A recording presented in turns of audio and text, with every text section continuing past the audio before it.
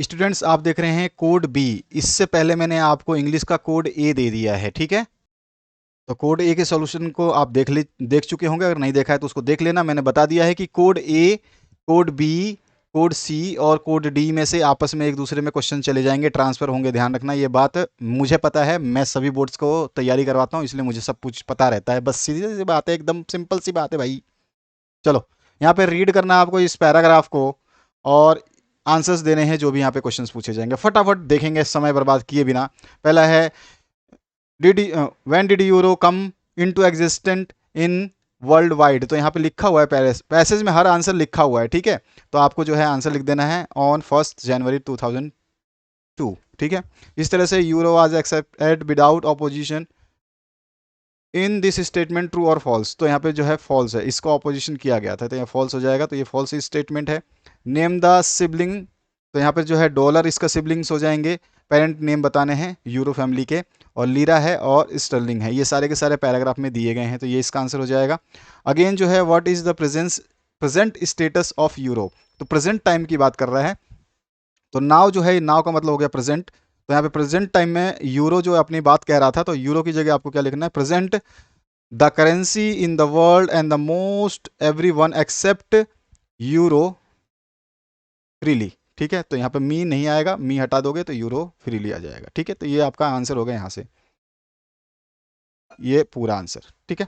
आ जाइए, next question है find the word from the passage which means invoice. तो यहाँ पे जेलस हो जाएगा इसका आंसर। इसके बाद आ जाइए, आपका एजुकेशन फॉर स्पेशल चिल्ड्रेन जो है आपका ये है। तो इस पैराग्राफ के जो है आंसर्स आपको बताने हैं। यहाँ पे देखिए, सबसे पहला जो क्वेश्चन है उसकी बात करते हैं।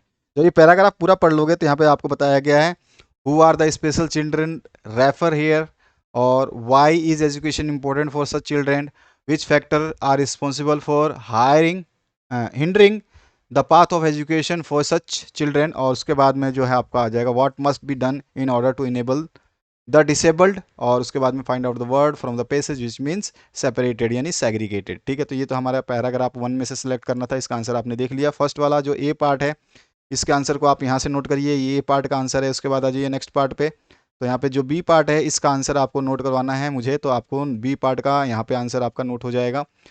थर्ड जो है आपका सी पार्ट, इसका आंसर आप नोट करिए, सी पार्ट का ये रहेगा। और उसके बाद जो है डी पार्ट का नोट कर लीजिए, आंसर आपका ये है। और आपका फिर ई पार्ट का तो यही लिखा हुआ है, तो इसको आप देख सकते हैं। इसके बाद जो है आपका नेक्स्ट जो आपका पैराग्राफ बनता है, ये तो आपका हो गया इससे रिलेटेड जो क्वेश्चंस थे। अब यहाँ पर जो है इस पैराग्राफ से जो है आपको रिलेटेड क्वेश्चंस के आंसर देने हैं। तो छोटा सा पैराग्राफ है और इससे रिलेटेड क्वेश्चंस के आंसर आप देख सकते हैं। ये जो पहला क्वेश्चन है इसका आंसर सामने है, बी है, सी है, डी है, देन ई है। सभी के आंसर्स इसके सामने लिखे गए हैं। आइए, राइटिंग स्किल में इन सभी क्वेश्चंस को मैं करवा चुका हूँ। प्लेलिस्ट अगर आपने नहीं विजिट किया तो विजिट कर लीजिए, प्लेलिस्ट विजिट करना आवश्यक है। अगर प्लेलिस्ट नहीं देखते हैं तो आपको ये सॉल्यूशंस नहीं मिल पाएंगे। आगे बढ़ते हैं, यहाँ पर अटैम्प्ट यहाँ पे करना है आपको, दोनों में से कोई एक पार्ट। ये भी प्लेलिस्ट में अवेलेबल है, प्लेलिस्ट अगर देखना जानते हैं तो देखिए, नहीं तो डिस्क्रिप्शन बॉक्स को खोलना सीख लीजिए, यूट्यूब पे ये सब चीज़ें आसानी से मिल जाती हैं।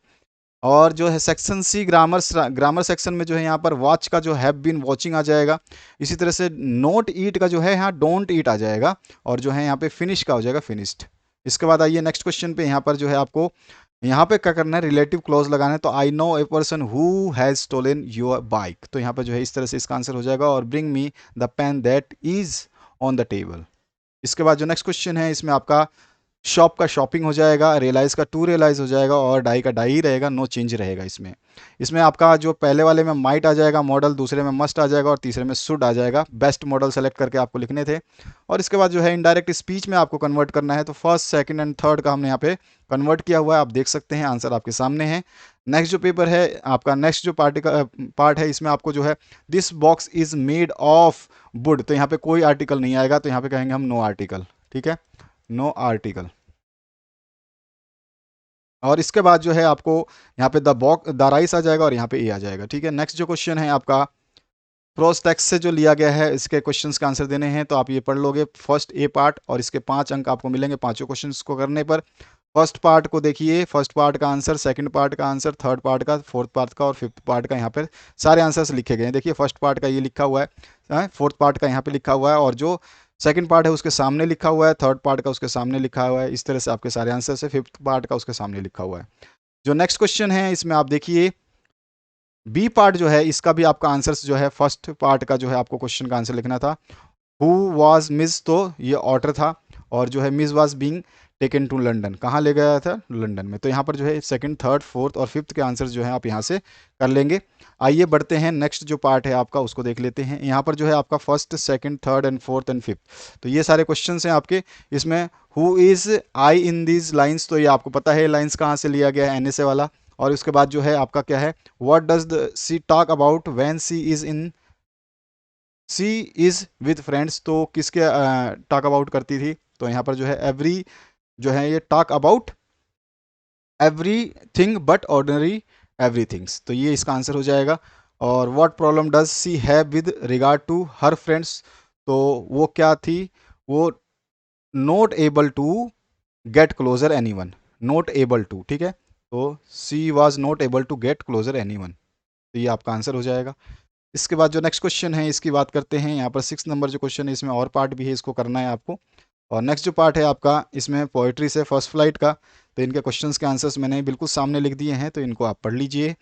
और यदि आप लोग वीडियो को शेयर करते हैं और मैक्सिमम देखते हैं तो आपके सारे सब्जेक्ट के सारे सेट्स के सॉल्यूशंस अपलोड कर दिए जाएंगे। अब आपके ऊपर डिपेंड है कि आप क्या सॉल्यूशंस चाहते हैं या नहीं चाहते हैं, वो तो आपके ऊपर डिपेंड हो जाएगा और हमें पता चल जाएगा कि आप लोग कितना शेयर कर रहे हैं और कितने लाइक और कमेंट कर रहे हैं। तो इन सभी के क्वेश्चंस के आंसर जो आपका नेक्स्ट सब्जेक्ट है उसके भी सॉल्यूशंस आपको मिल जाएंगे। तो ये आपके ऊपर डिपेंड है कि आप नेक्स्ट सब्जेक्ट चाहते हैं या नहीं चाहते हैं, वो आप कमेंट के थ्रू या फिर अपने शेयर के थ्रू जो है हमें बता सकते हैं। तो आशा करूंगा कि इस वीडियो को देख करके आपने कुछ ना कुछ बेहतरीन सीखा होगा।